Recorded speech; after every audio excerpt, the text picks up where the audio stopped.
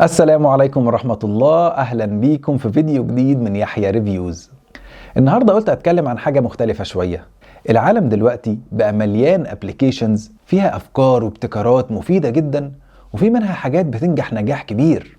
لكن مش ده بس المهم، زي ما بيقولوا كده، مش صعب ان انت توصل للنجاح، لكن الأصعب انك تفضل تطور من نفسك علشان تحافظ على النجاح اللي انت وصلت له ده. دلوقتي في برنامج بقاله مدة موجود في مصر حوالي سنتين أو أكتر كده. هعمل لكم عنه ريفيو وأقول لكم رأيي فيه بكل حيادية طبقا لتجربتي معاه.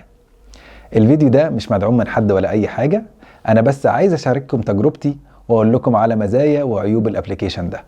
ويلا بينا نبتدي.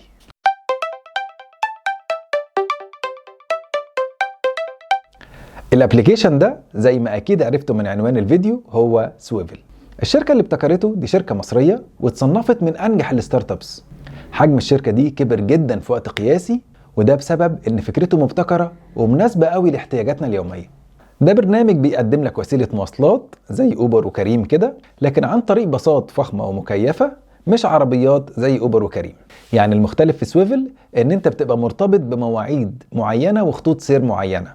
دي فكرة البرنامج بكل بساطة. بعد ما سويفل نجحت والفكرة دي أثبتت إن ليها نيد في السوق المصري، شركة أوبر وكريم عملوا نفس الخدمة، ودلوقتي بقى عندنا أوبر باص وكريم باص. البرنامج ده حلو جدا وينفعك قوي، خصوصا في المشاوير البعيدة. بتروح معزز مكرم كده من غير بهدلة المواصلات. وفرق السعر عن المواصلات العادية أنا شايفه معقول قصاد الراحة والنظافة والتكييف والكلام ده كله. أنا عن نفسي مشواري اليومي من البيت للشغل حوالي 50 كيلو. بقيت بروح يوميا مع سويفل وبريح نفسي من السواقه. وحظي حلو ان في خط سير مباشر من قدام بيتي لحد باب الشغل، حاجه عظيمه كده ومريحاني واخر انتكه، رغم ان احيانا بتقابلني شويه مشاكل. مش محتاج اتكلم عن طريقه استخدام البرنامج، هو بسيط وشارح نفسه. انا في الفيديو ده هعمل مقارنه سريعه بينه وبين اوبر باص وكريم باص، وهقول لكم على تجربتي الشخصيه بالحلو والوحش اللي فيها. اولا، واجهه البرنامج نفسه او الانترفيس. كل البرامج دي سهلة جدا في التعامل معاها وسهل انك تحجز منها. كلهم تقدر تتابع منهم خط سير الرحلة وتشوف الكابتن وصل فين وتكلمه لو انت عايز. اوبر عاملين اوبشن جوه البرنامج بتاعهم اسمه اوبر باص، اما كريم عاملين برنامج منفصل تماما اسمه كريم باص.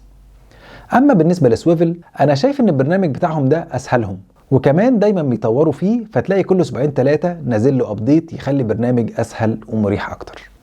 عشان كده تقييمي للنقطة دي سويفل 10/10، أوبر باص 8/10، وكريم باص 8/10. تقييمي لأوبر وكريم باص أقل شوية علشان فعلا سويفل أسهل بكتير في الاستخدام، وأسهل كمان أما تيجي تعمل بحث عن رحلة أو خط سير. النقطة التانية هي عدد الخطوط والمواعيد. ما قدرتش اعمل حصر لعدد الخطوط اللي في كل برنامج، بس واضح جدا مش محتاجة حصر ان سويفل عنده اوسع شبكة خطوط واكتر اختيارات في المواعيد، سابق اوبر وكريم بمراحل.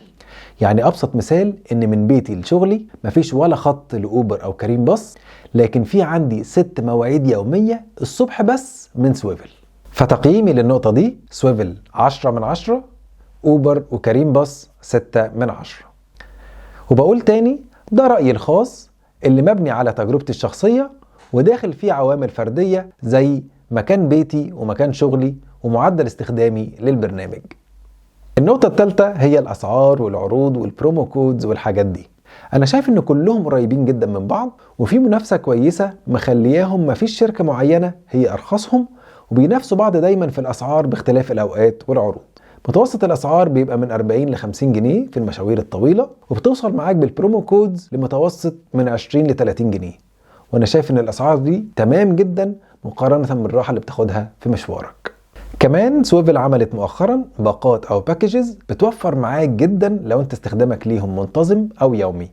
اوبر وكريم بقى عمالين يبعتولي في رسائل فيها عروض مغرية جدا، بس انا معرفتش اجربهم علشان مفيش خطوط عند بيتي ومحتاجتش ليهم.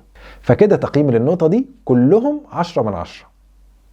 رابع واهم نقطة هي خدمة العملاء او الدعم الفني او السبورت. لحد دلوقتي انا مدي سويفل 10/10 في كل النقط اللي فاتت، وبقول سابقين اوبر وكريم باص بمراحل وبيطوروا برامجهم، وعمال اشكر فيهم على الاخر.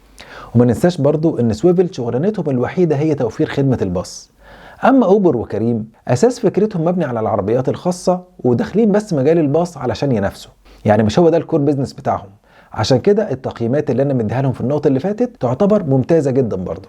بالنسبة لخدمة العملاء في اوبر وكريم باص انا لسه ما جربتهمش، بس انا بستخدم اوبر وكريم العادي للعربيات. فلو هنقيس عليه، لو انت عندك مشكلة في اوبر يا اما بتبعت لهم على البرنامج او بتبعت لهم ايميل وهم بيردوا عليك في يومها او تاني يوم بالكتير، بس ما عندهمش رقم تليفون تكلمهم عليه. دي بقى الميزة اللي عند كريم، ان انت ممكن تكلمهم على رقم الكول سنتر تحكي لهم مشكلتك ويحلها لك على طول باسلوب جميل وبروفيشنال. المفاجأة اللي ما كنتش متوقعها خالص هي سويفل. بعد كل النجاح اللي اتكلمنا عنه ده، السبورت عندهم للأسف شبه معدوم. يعني انت وحظك، لو الرحلة اللي انت حاجزها دي امورها تمام والكابتن محترم وبيرد على تليفونه وظابط مواعيده، هتبقى امورك انت كمان تمام ويومك حلو ومتكيف من البرنامج علشان انت محتاجتش منهم اي سبورت. اما لو حظك وحش، وده عادي ممكن يحصل لنا كلنا، وقابلت اي مشكلة في الرحلة او الكابتن ما بيردش على موبايله او قفله او اي مشكلة تاني، فللأسف هتخبط راسك في الحيط. لا ليهم رقم تكلمهم عليه ولا هتعرف توصل لهم في الوقت اللي انت محتاجهم فيه، وهتفضل واقف كده محتاس مش عارف تعمل ايه ويومك هيبوظ. اخرك خالص هتبعت لهم شكوى من البرنامج من قائمة الهلب وبرضه مش هيعبروك في وقتها. حصلت معايا كام مشكلة تافهة قبل كده، بس اللي كبر الموضوع هو الطناش التام. ساعة المشاكل دي انا عملت كل حاجة ممكنة، كتبت على السوشيال ميديا واشتكيت على البرنامج وكمان بعت لهم على صفحة الفيسبوك بتاعتهم، بس ما عبرونيش غير بعدها بكام يوم. كان دم اتحرق جدا، وكمان كان الرد دبلوماسي مجرد هندلة مش حل حقيقي للمشكلة. والمفروض ان انا عميل مهم عشان بستخدم خدمتهم كل يوم، بس برضو ولا الهوا.